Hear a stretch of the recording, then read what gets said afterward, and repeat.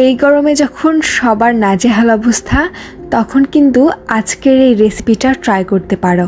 সত্যি কথা বলতে রেসিপিটা বানানো একদম সহজ আর একদম সামার পারফেক্ট একটা রেসিপি। তো বলছিলাম আম পোড়া শরবতের কথা, চলো তাড়াতাড়ি বানিয়ে ফেলি।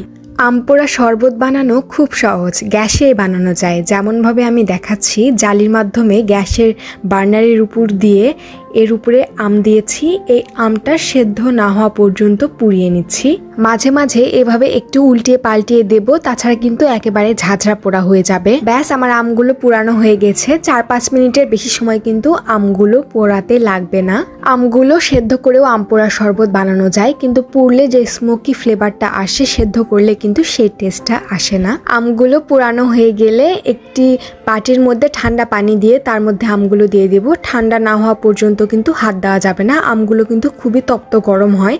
তারপরে সুন্দর করে আমের গায়ের ছিলকাগুলো তুলে ফেলবো।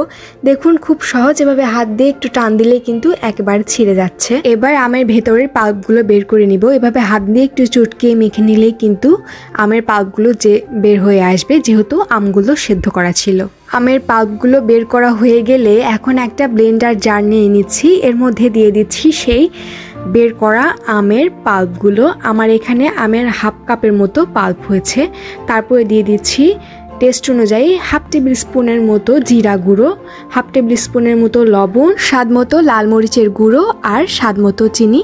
তার সঙ্গে দিয়ে দিচ্ছি বরফ ঠান্ডা পানি। তারপরে এই সবগুলো উপাদান একসঙ্গে খুব সুন্দর করে ব্লেন্ড করে নিব। তারপরে গ্লাসটা একটু গার্নিশিংয়ের জন্য একটু লবণ আর গুঁড়ো মরিচ একসঙ্গে মিশিয়ে নিয়েছি। তারপরে গ্লাসের মুখে একটু আমের পাল্প দিয়ে একটু মুছে নিয়েছি। তারপরে এই পাল্পের সঙ্গে গ্লাসটা এভাবে ট্যাপ করলেই কিন্তু গ্লাসটা সুন্দর করে ডেকোরেশন হয়ে যাবে। তারপরে গ্লাসের মধ্যে বরফের কিউব দিয়ে দিচ্ছি। তারপরে এই আমের পাল্পগুলো প্রথমে দিয়ে তারপরে ঠান্ডা পানি এর মধ্যে ঢেলে দেব। আরও কিছুটা আমের পাল্প দিয়ে খুব সুন্দর করে মিশিয়ে নিচ্ছি। ব্যাস, তৈরি হয়ে গিয়েছে আম পোড়া শরবত। গরমের সময় এই শরবতটা খেতে কিন্তু খুবই রিফ্রেশিং। আশা করছি আপনারা বাসায় ট্রাই করবেন। আজ এ পর্যন্তই বিদায়, আল্লাহ হাফেজ।